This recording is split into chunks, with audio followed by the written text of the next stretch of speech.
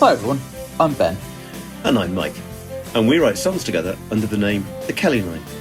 By the way, Mike's my dad. Which of course makes us a father-son songwriting duo. And when we're not writing songs together, we're generally chatting about writing songs. And we thought it might be fun to share some of these thoughts with you. This week we're talking about our new album, Manifesto. Right, Manifesto, 2 years, however many hours, and God knows how many sleepless nights. It's finally done. It's finally done. Thank God for that. So when I think Manifesto, there's only one place to start, I think. And I see you've got your guitar, and you know what I'm talking about, don't you? So take it away, Ben. Would it be the song called Manifesto 2? I think so. 1, 2, 3. I'll pick up this old guitar and I'll stand up before the bar and I'll be singing from the heart. This is just the start. I might not know what's right, but I sure as hell know what is wrong.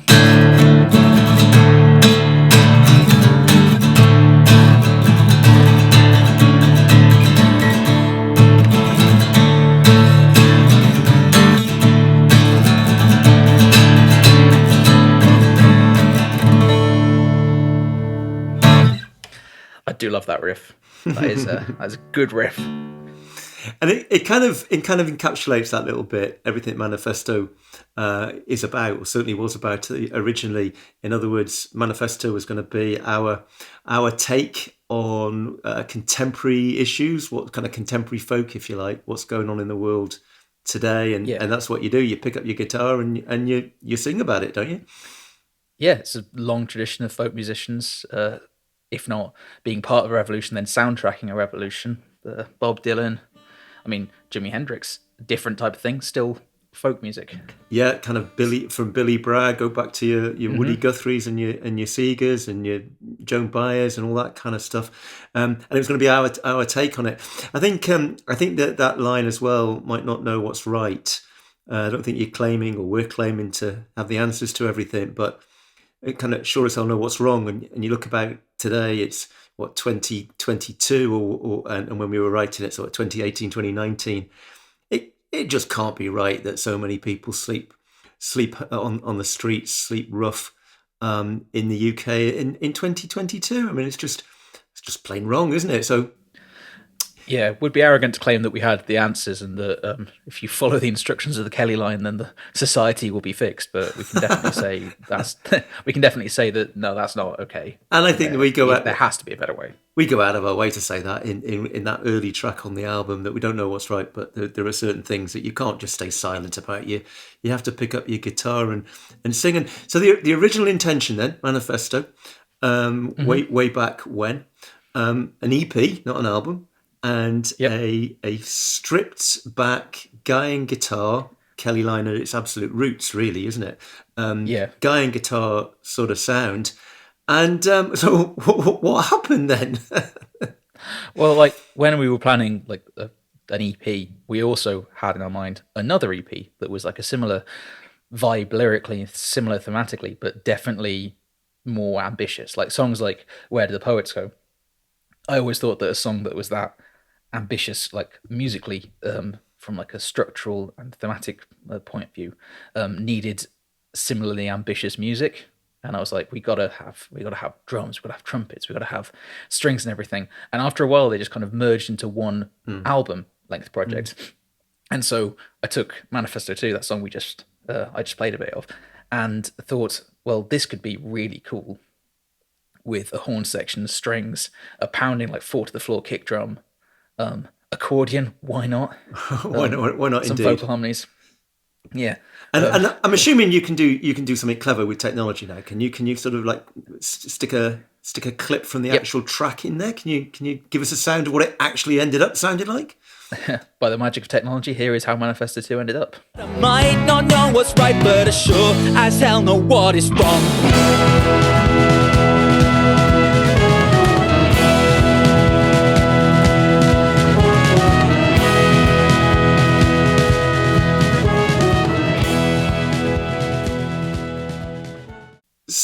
So that's what we end up with. The amount of times you said to me things like, "Oh, I hear horns, I hear strings." Whatever next? So we end up with a much more elaborate album.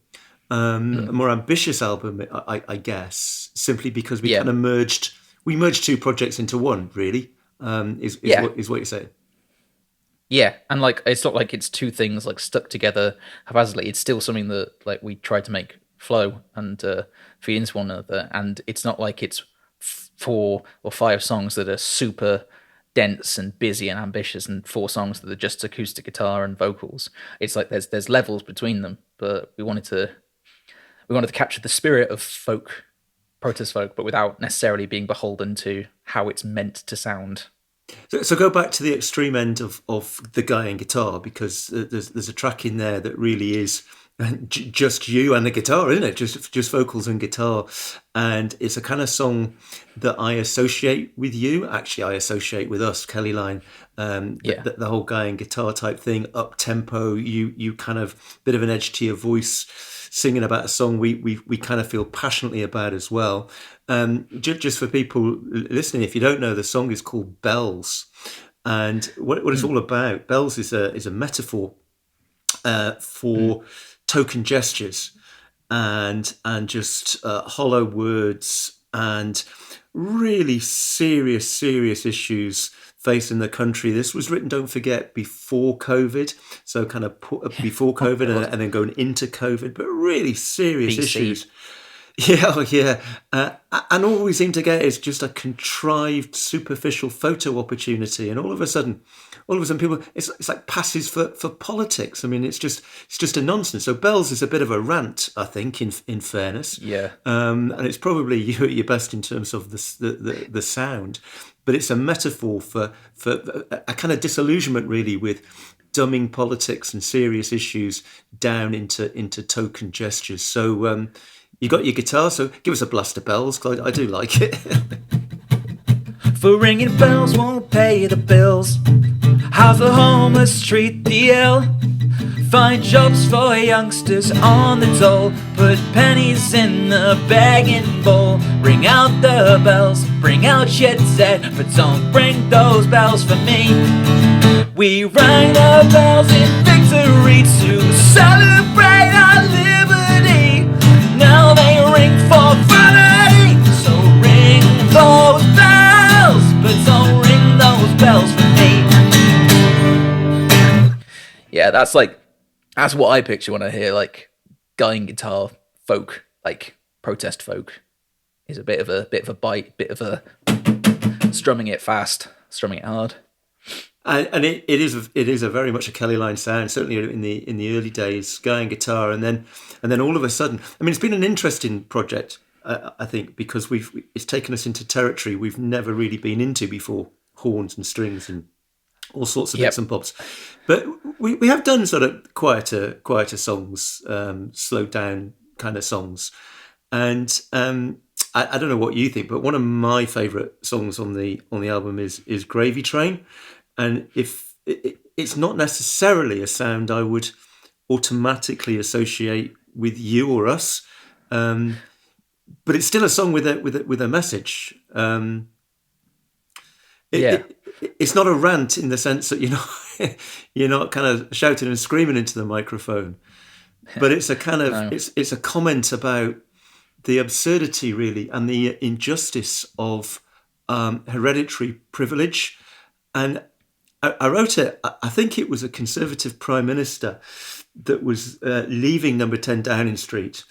And I remember thinking, there'll be another one along in a minute. There'll be another one along, and I'll bet you they've been to the same school, and bet you they've been to the same university, and round and round and round and round we go. And we ended up writing Gravy Train. So it's a rant, but in a kind of a gentler kind of rant. Yeah, it's a more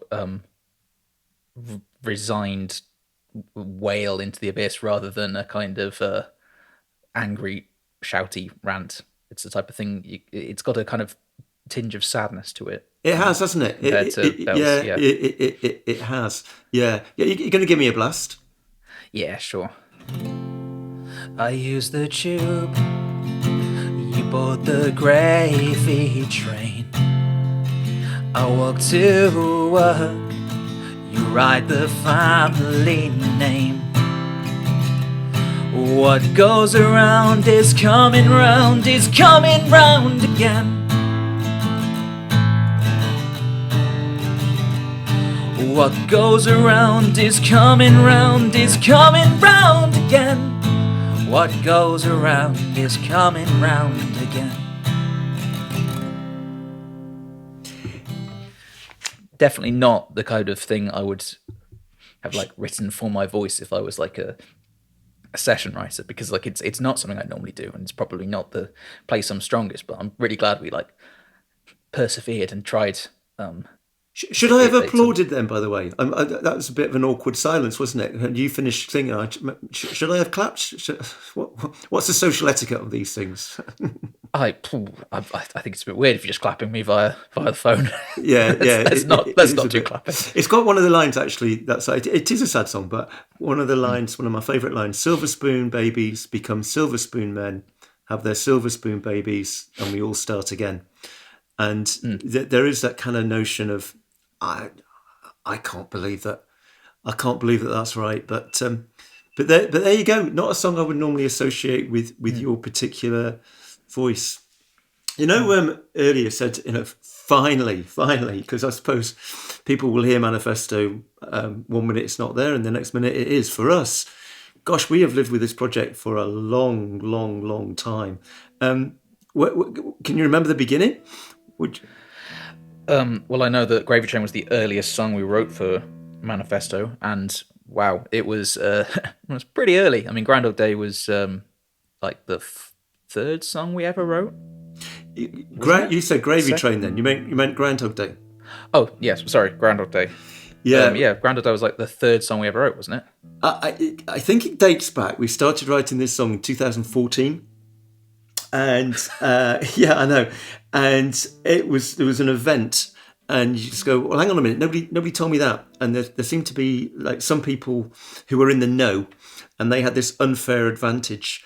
And I remember writing the lines, "In a game for cheats and fools, it always helps to make the rules." And we did actually record Groundhog Day way back. Twice, wasn't it? Yeah. And none of them were quite right. Like, I think it was a song that was too good for us then. Like we got like halfway there to the song, and then we kind of finished it, but we didn't finish it properly. You know, it's like writing Bohemian Rhapsody and just like phoning in half of it. I think we weren't quite there yet. I think you might have compared us to Queen there. You might have compared Groundhog Day to Bohemian Rhapsody, which definitely not the same. As much as I like Groundhog Day, I think you might be pushing it a little bit there. But I know what you mean. It was like nearly but not quite, and we came back to it, and nearly but not quite. And I remember thinking, I'm not going to give up on this because there's a couple of lines in there, a couple of bits I really like, and we redid it again. So we started writing that song in 2014. Yep. And the last line, the last lyric, was actually written in the recording studio on the day you recorded the vocals back in September 21. So, wow, that took... It was also the last guitar take. I think like we weren't 100% going to include it on the album, and it was kind of a last minute shot to nothing. Like, we have the microphones, we have the time. Why don't we just record it and see whether we can do this properly? That's right. Yeah, it wasn't going to be necessarily included in the project. And if I remember rightly, we'd been in the studio literally all day, and you were absolutely knackered. And I reckon you had one take in you, because you actually make a couple of mistakes on the album lyrically. Nobody will know that, but I would. But you didn't have any energy accidents. You didn't have any energy left to redo them, did you? You were just kind of like, that is me absolutely done. And we kind of went with that. It might not be musically perfect, but actually it's quite authentic.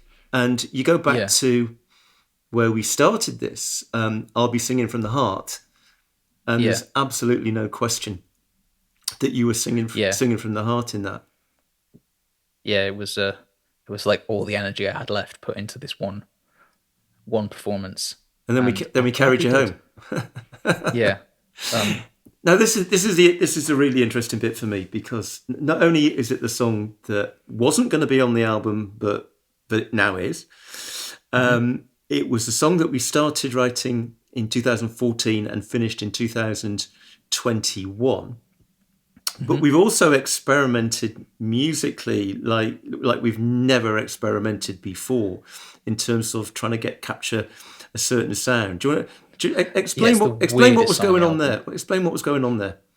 Yeah, well, it was originally we intended this to be one of the really stripped back ones, like Bells. It was just going to be acoustic guitar, vocals, and then I had this idea for to make it flow a little better than the original versions we'd recorded back in the day. Was to have an instrumental section with a kind of big chaotic vocal bit, like a choir of that, just to give it a really big sound before it pulled back for the last verse.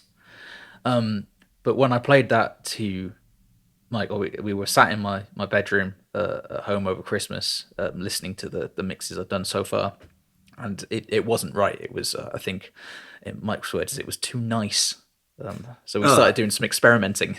Too nice. That's absolutely right. Because this is a really angry song, isn't it?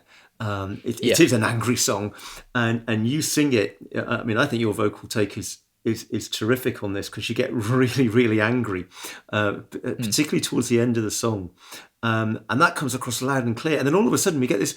It's just nice. It was incongruous. And I was going, no, that's not right.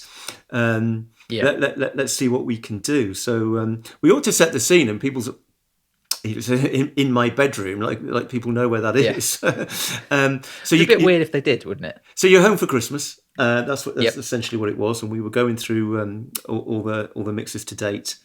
And we went upstairs to what was can I say your old bedroom, because you've actually left home now, mate. And we started experimenting. But the funniest thing was the rest of the family were downstairs, and they wondered what on earth we were doing. Go on, you take it from there. We started pretty safe, like pretty standard instruments. So I added a bass line for that bit, and I added some guitar doing some like nice picked through stuff to kind of give it some momentum, and that still wasn't right. That did help. That was a positive addition, but it wasn't. We needed more. So we then started going a bit weirder. I think the first weird thing we did was add a scream, some screaming vocals. You said to me, definitely not. Scream into that microphone in a kind of distorted, anguished, kind of horrible sort of sound. And that's why downstairs everybody wondered what the hell was going on with the two of us. But you can't do something really clever, can you? And just play a little bit, and I mean a little bit, of that. I think we should. Can you do that? Oh yeah, I think we should take people through the weird layers. So here is our screaming, distorted screaming. Yep. So that's. You don't need too much of that. You really, truly don't. And then what? Then what? Bright idea. Then I think the next thing we did was we added the Universal Declaration of Human Rights. I think was the next thing. Yeah. Where did that come from? I mean, I don't mean where did that come from, but where did that idea to read the Declaration of Human Rights underneath the sound of screaming? But we give it a go, and then we go, I quite like that. Yeah, let's leave it in. Yep, because why not? And then I think my favourite bit that we had is, so actually, here's a clip of the Universal Declaration of Human Rights, in case you need to hear that. Recognition of the inherent dignity and of the equal and inalienable rights of all members of the human family is the foundation of freedom, justice, and peace in the world. Yep, so that's another layer to this bit of chaos we added. But my favourite bit is the chanting we did. Again and again. Goes around, is coming round again and again and again and again and again. Yeah, I think the performance bit was my favourite bit. Is you and me with a microphone just chanting again and again and again and again and again, and then getting louder and louder and ending on this kind of big angry scream. But it went on forever, didn't it? Again and again and again. And I'm like, I desperately need to breathe at some point. And I was like going, how much? I've got 11 more seconds or whatever it was. It seemed like you were holding your breath underwater for an absolute, like a swim in a length or something underwater and holding your breath for an eternity. It just went on forever and ever. And then you put it all together, So you've played it. You've played all the individual bits. So what about sort of just Yeah. giving us a blast of what it sounds like all together? Go on. Yeah. Here is the end of that middle eight. I hope you enjoy.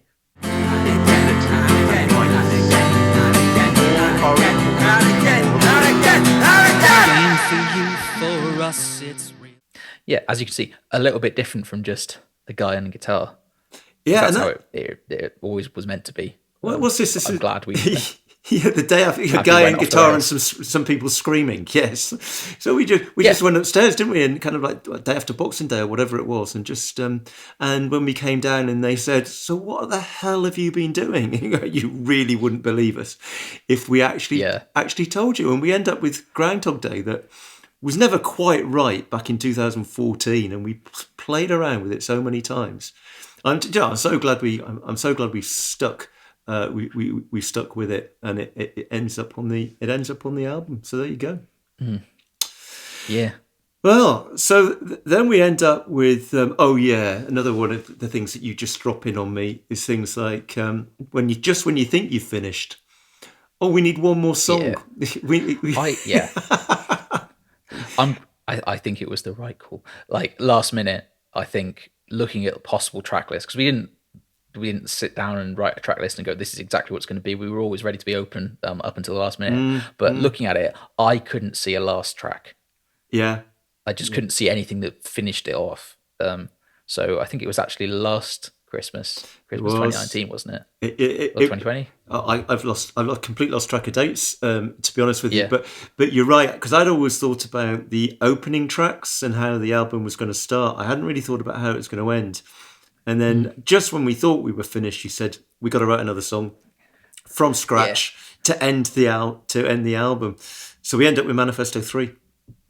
Yep. I think it was sort of I thought it made sense to do another Manifesto song. We had Manifesto 1 and 2 to kind of start the album. Why not have Manifesto 3 to finish it? And the album's it's kind of like an homage to folk music in our own way. So why not have a song that kind of sums up that and how folk music is an important inspiration to us?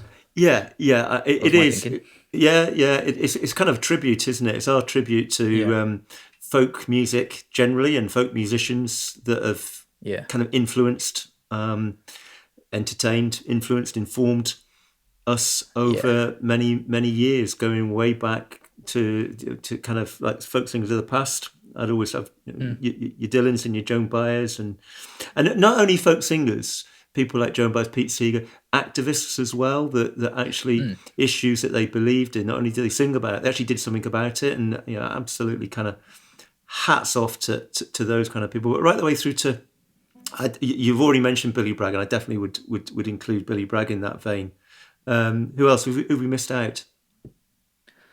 There's loads of them. And throughout time, there's always going to be someone with a guitar who's singing about issues that face us today. It's kind of like, I mean, a guitar is a pretty universal instrument. I mean, you can pick them up for quite cheap, or you can find a battered old one somewhere, and it's quite easy to learn. It's not like you need years of training at a conservatoire. So it's one of those instruments that often finds its way to the people who have, So not a tribute to a particular singer or singers, but the kind of the whole folk music kind of tradition of drawing attention to contemporary issues and so on.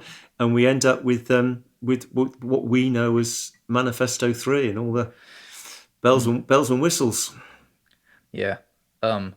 So I guess there's only one way to play out really with Manifesto 3, but before we do, thank you for listening. It's been kind of fun or painful in a way, kind of remembering just how long that the whole process took, but kind of fun as well. And I'm looking forward to the album being out and being able to listen to it without kind of like working on it, if you know what I mean. Just be able to. That'd be fun. 100% agree. Yeah, so you 100% agree. If you haven't listened to it yet, have a listen. You'll find it in all the usual places. and hopefully you got a bit of background now as to where some of the more unusual sounds came from and what we were trying to achieve. So thanks for listening, and we'll catch you again next time. But until then, Ben, you're going to play us out with Manifesto 3. Yeah, here's a little end bit of Manifesto 3. Hope you enjoy. So I'll pick up this old guitar and I'll stand up before the bar and I'll be singing from the heart. Let every line of every song rouse the sleeping from their slumbers. Lead the people to the streets. So many voices can't be wrong. So like the poets of my childhood and the prophets of my youth, 3 chords are all you need to tell the truth.